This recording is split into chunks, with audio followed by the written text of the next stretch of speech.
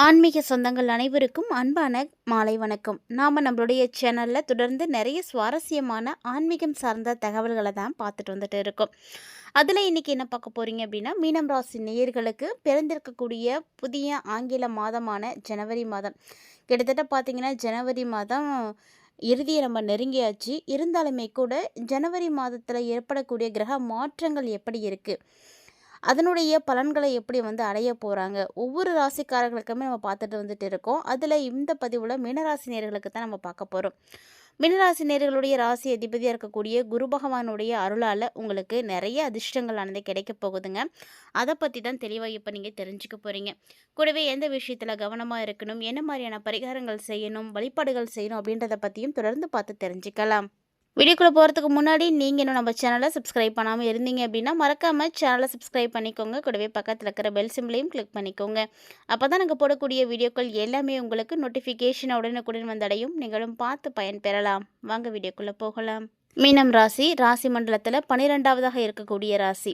இந்த ராசிக்காரர்களுக்கு பார்த்திங்கன்னா, தற்போது இருக்கக்கூடிய கிரகநிலைகளின்படி பார்க்கையில் 2 கூடிய செவ்வாய் பகவான் 11வது இடத்துல உச்சம் பெற்று இருக்கிறாரு.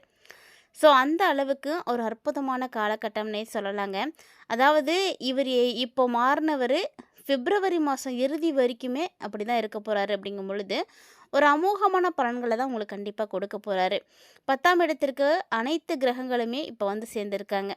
ஸோ சூரியன், புதன், சுக்கிரன், செவ்வாய் இப்படி 4 கிரகங்களும் 10ஆம் இடத்துல தான் அமர்ந்திருக்காங்க. 6 கூடியவன், அதாவது 6ஆம் இடம் அப்படிங்கிறது வியாதி, கடன், கஷ்டம் இது எல்லாத்தையும் கொடுக்கக்கூடிய விதத்தில் தான் இருக்குது. புதன் பகவான் பார்த்திங்கன்னா பாதகத்தை தான் கொடுக்க போகிறாரு. 10ல் பாவி இருந்தால் அரசனை போல யோகம் பெறக்கூடும் அப்படின்றது ஐதீகம். அதனால் உங்களுடைய வாழ்க்கையே பார்த்திங்கன்னா நல்ல மாற்றங்களோடு தான் இருக்க போகுதுங்க. வியாபாரம், தொழில் அப்படின்னு எல்லாத்துலேயுமே நல்ல ஒரு ஏற்றம் பெறுவீங்க. குரு 4ஆம் இடத்துக்கு வரதுனால ஒரு சில நேரங்களில் உங்களுடைய வேலைகளில் வேகமானது குறையறதுக்கான வாய்ப்புகள் இருக்குது. ராசியிலே பார்த்தீங்கன்னா சனி பகவான் வக்ரமாக இருக்கிறாரு. ஸோ இப்போது இவர் பார்த்திங்கன்னா வக்ர நிவர்த்தியை அடைய போகிறாரு.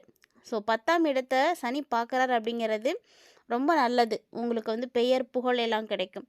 புதன் பகவானும் பார்த்தீங்கன்னா 11ஆம் இடத்துக்கு வரதுனால லாபஸ்தானத்துக்கு வராரு இல்லையா. ஸோ உங்களுக்கு நல்ல லாபங்கள் தான் கிடைக்க போகுது.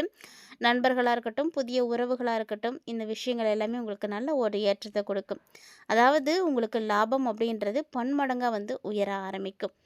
இந்த காலகட்டங்களில் இன்னும் ஒரு சிறப்பான விஷயம் மீனராசினியர்களுக்கு என்ன நடக்க இருக்குது அப்படின்னு பார்த்தீங்கன்னா, திருமணம் ஆகாமல் இருக்கக்கூடியவர்களுக்கெல்லாம் திருமண யோகமானது காத்துட்ருக்கு.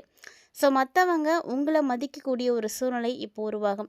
ராசிநாதனாக இருக்கக்கூடிய குரு பகவான் 7ஆம் பார்வையாக 10ஆம் இடத்துல இருக்கக்கூடிய கிரகங்களை தாங்க பார்க்குறாரு.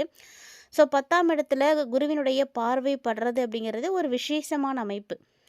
இனிமேட்டுக்கு பார்த்தீங்கன்னா மீனராசிக்காரங்க வீட்டில் சுபகாரியங்கள் நடக்கும், சுப செலவுகள் நடக்கும், புதுசு புதுசாக நிறைய விஷயங்கள் செய்வீங்க. அதெல்லாம் உங்களுக்கு கைகூடும். 7 கூடிய புதன் குருவினுடைய பார்வை பெறதுனால காதல் வாழ்க்கை ரொம்ப சிறப்பாக இருக்கும். திருமண யோகமானது கிடைக்கும். புதிய முயற்சிகளுக்கு வெற்றிகள் கிடைக்கும். ஸோ எவ்வளவு நல்லது நடக்கிறதுக்கு நீங்கள் ஒரு ஸ்டெப் எடுத்து வச்சு தான் ஆகணும். அதாவது சின்ன சின்ன விஷயங்களில் மாற்றங்களை சந்திக்கணும் அப்படின்னா நம்மளுடைய உழைப்பு, நம்மளுடைய புத்திசாலித்தனம் இதெல்லாம் ரொம்ப முக்கியமானது. ஸோ அப்படி பார்க்கும் பொழுது மீனராசி என்பர்களுக்கு இந்த காலகட்டங்கள் ரொம்ப நல்லா இருக்குது. ஏன்னா குரு பார்வை கிடைக்கிது இல்லையா. குரு எப்போதுமே இருக்கும் இடத்தை விட பார்க்கும் பார்வைக்கு தான் பலன் அதிகமாக இருக்கும். ஸோ குரு பார்வை அப்படின்றது உங்களுக்கு ரொம்ப நல்ல பலன்களை கொடுக்குது. எங்கே விழுது அப்படின்னு பார்த்தீங்கன்னா, சுக்கிரனை குரு பார்க்குறாரு. சுக்கிரனும் சரி, குருவும் சரி, ரெண்டுமே சுப கிரகங்கள் தான். ஸோ சுக்கிரனை குரு இப்போ பார்க்கறதுனால பிரிந்திருக்கக்கூடிய தம்பதிகள் சேர்ந்து வாழக்கூடிய அற்புதமான நேரம். 4 மற்றும் 7 கூடிய புதன் வீட்டில் குரு பகவான் இருக்கிறாருங்க. ஸோ 7ல் இருக்கிறார் அப்படின்றதுனால படிக்கக்கூடிய மீன ராசியை உடையவர்களுக்கு, மாணவர்களுக்காக இருக்கட்டும், இல்லை கல்வித்துறையில் இருக்கக்கூடியவர்களாக இருக்கட்டும், இவங்களுக்கெல்லாம் பார்த்திங்கன்னா நல்ல முன்னேற்றம் இருக்குது. உயர்கல்வி, உயர் பதவிகள் கிடைக்கும். சொந்தமாக தொழில் தொடங்கலாம், அதுக்கான வாய்ப்புகளும் இருக்குது. சொந்த தொழில் தொடங்கிறதுக்கான யோகங்கள் கிடைக்கும். அதாவது 2026ல் பார்த்தீங்கன்னா உங்களுடைய வாழ்க்கையில் நிச்சயமாக ஒரு மாற்றத்தை நீங்கள் பார்ப்பீங்க. அது உங்களுக்கு ஒரு நல்ல டேர்னிங்காகவும் இருக்கிறதுக்கு சான்ஸ் நிறைய இருக்குது. ஸோ இந்த காலகட்டங்களில் நீங்கள் என்ன தான் எல்லாம் உங்களுக்கு நல்லதாக இருந்தாலுமே கூட 12ஆம் இடத்துல பார்த்தீங்கன்னா ராகு பகவான் இருக்கிறாரு அப்படின்றதுனால கவனமாக இருக்கணும். பழைய விஷயங்கள் எதெல்லாம் ஆற போட்டிருந்தீங்களோ அதெல்லாம் இப்போ மீண்டும் தலை தூக்க ஆரம்பிக்கும். பழைய வழக்குகள், பழைய விஷயங்கள் எல்லாமே இப்போ தேவையில்லாமல் வெளிவரும். உங்கள பத்தின ரகசியங்கள் வெளிவர ஆரம்பிக்கும். ஸோ இந்த விஷயங்கள்ல மட்டும் கொஞ்சம் கவனமாவே இருந்துக்கோங்க. ஏன்னா, வரக்கூடிய ரகசியங்கள் வந்து நல்லபடியா இருந்துச்சு அப்படின்னா பிரச்சனை கிடையாது. ஏதோ ஒரு வகையில அது தப்பா இருக்கு அப்படின்ற பட்சத்தில, அது உங்களுக்கு வந்து ஆபத்தானதா தான் போய் முடியும். அதனால இந்த டைம்ல மீனராசிக்காரங்க இந்த ஒரு விஷயத்திலயும் கவனமா தாங்க இருந்தாகணும். மத்தபடி இந்த காலகட்டங்கள் உங்களுக்கு பெருசா பிரச்சனைகளையோ அல்லது பாதிப்புகளையோ கொடுக்கிற மாரிலாம் கிடையாது. எல்லாமே பார்த்தீங்கன்னா, ரொம்ப நல்ல மாற்றங்கள மட்டுமே வந்து கொடுக்கிற மாரி இருக்கு. கிட்டத்தட்ட பார்த்தீங்கன்னா, மீனராசிக்காரங்களுக்கு இந்த குருவினுடைய அருளால ஒட்டுமொத்த வாழ்க்கையிலேயே வந்து நல்ல மாற்றங்கள் வந்து கிடைக்கும். அதிர்ஷ்டம் உங்களுக்கு வந்து நிறையவே கிடைக்கும். என்னதான் உங்களுக்கு பிரச்சனைகள் அப்படின்றது சொல்லிட்டே இருந்தாலுமே கூட, அதாவது ஏன் பிரச்சனை அப்படி மீனராசிக்காரங்களுக்கு இருக்குன்னா, 7:30 சனியானது நடந்துட்டு இருக்கு. 7:30 சனியில ஜென்ம சனியில இவங்க இருந்துட்டுருக்காங்க. ஸோ ஜென்ம சனியில இருக்கக்கூடிய சனி பகவான் அவரால முடிஞ்சத செய்யத்தான் செய்வாரு. ஆனா எல்லாருக்குமே இந்த சனியினுடைய தாக்கம் இருக்குமா அப்படின்னா, கண்டிப்பா வந்து கிடையாதுன்னு தான் சொல்லணும். ஒவ்வொரு ராசி, ஒவ்வொரு நட்சத்திரத்திற்கு ஏற்ப சனியினுடைய தாக்கங்கள் மாறிக்கிட்டே தான் இருக்கும். ஸோ ஆரம்பத்தில ஒரு சிலர் வந்து பிரச்சனைகள பார்த்துருந்தாலுமே கூட, நாட்கள் போக போக அதில இருக்கக்கூடிய தாக்கங்கள வந்து குறையிறத நீங்களே வந்து பார்த்துருக்கலாம். ஸோ இந்த மாரி எல்லாருக்கும் வந்து மாற்றங்கள் இருக்கும். எல்லாருக்குமே ஒரே விஷயம் தான் நடக்கும் அப்படின்லாம் சொல்லவே முடியாதுங்க. ஏன்னா, அவங்கவங்களுக்குன்னு இருக்கக்கூடிய நட்சத்திரம் வேற, லக்கணம் வேற, தசாபுத்திகள் வேற. இது எல்லாமே நம்ம பார்க்கணும். ஜோதிடம் அப்படின்னு எடுத்து பார்க்கும்பொழுது ராசிய மட்டும் வச்சு பார்க்கறது கிடையாது. அது இன்னும் நெறைய விஷயங்களோட இருக்கக்கூடியது. ஸோ ஒவ்வொருவருடைய வாழ்க்கையில நடக்கக்கூடிய இன்பத் துன்பங்கள் எல்லாத்துக்குமே பார்த்தீங்கன்னா, அவங்களுடைய ஜனனகால ஜாதகம் தான் கை கொடுக்கும்.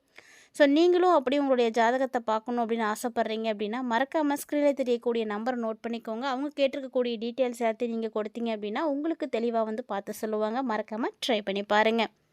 இந்த முறை இருக்கக்கூடிய கிரக சூழ்நிலைகளானது மீனராசி நேயர்களுக்கு மிகப்பெரிய அளவில் மாற்றத்தை கொடுக்க போகுதுன்னே தாங்க சொல்லணும். சுமார் பார்த்தீங்கன்னா 30 ஆண்டுகளுக்கு பிறகு நவபஞ்சம ஸ்தானத்தில் உருவாகி இருக்கக்கூடிய இந்த கிரகங்களால் உங்களுக்கு நவபஞ்சம யோகமே வந்து ஏற்பட்டிருக்கு அப்படின்னு தான் சொல்லணும். ஸோ மீன ராசிக்கு பார்த்தீங்கன்னா லாபஸ்தானத்தில் தான் இந்த நவபஞ்சம யோகமே வந்து உருவாகி இருக்குங்க. இதனால் உங்களுக்கு என்ன நடக்கும் அப்படின்னா, உங்களுடைய செயல்பாடுகளானது அதிகரிக்க ஆரம்பிக்கும். நிறைய விஷயங்களை செய்வீங்க. எதிர்பார்க்கக்கூடிய லாபத்தை நீங்கள் வந்து எடுக்க முடியும்.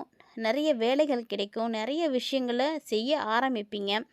இதுவரைக்கும் இருந்த எல்லா விதமான பிரச்சனைகளும் தீரும். உங்களுடைய கற்பனைகளை எல்லாம் நிறைவேற்றிப்பீங்க. உங்களுடைய கனவுகளை எல்லாம் பூர்த்தி செய்துப்பீங்க. அதற்கான நல்ல வாய்ப்புகளை எல்லாம் இப்போ வந்து நீங்கள் பெறுவீங்க. உங்களுடைய நண்பர்களாக இருக்கட்டும், உறவினர்களாக இருக்கட்டும், இவங்களுடைய நல்ல ஆதரவு உங்களுக்கு வந்து கிடைக்குங்க. ஸோ எல்லாருடைய சப்போர்ட்டும் இப்போ தான் உங்களுக்கு வந்து கிடைக்கவே ஆரம்பிக்கும். அப்படி இருக்கும் பொழுது புதிய விஷயங்களை எல்லாம் நீங்கள் அதிகமாக வந்து கற்றுப்பீங்க. உங்களுக்கு தெரியாது, வராது அப்படின்னு நீங்கள் விட்ட விஷயங்களை கூட இப்போ வந்து செய்து தான் ஆகணுன்ற சூழ்நிலையின் மூலமாக அதை கற்றுப்பீங்க. அதை புதுசாக கற்றுக்கிறதுக்கான ஆர்வங்கள்லாம் உங்களுக்கு வந்து இப்போ கிடைக்க ஆரம்பிக்கும். உங்களுடைய நீண்ட கால இலக்குகளை வந்து அடையணும் அப்படின்னா அதற்கான முயற்சிகளை எடுத்து வைங்க. ஆனால் கண்டிப்பாக இந்த டைமில் நீங்கள் முயற்சி மட்டும் சரியாக எடுத்தீங்க அப்படின்னா, நீங்கள் என்ன நினைக்கிறீங்களோ அதை செஞ்சு முடிக்க முடியுங்க. அதாவது ரொம்ப நாளாக உங்களுடைய ஆசை, கனவு எல்லாமே இப்போ வந்து நடந்து முடியும்.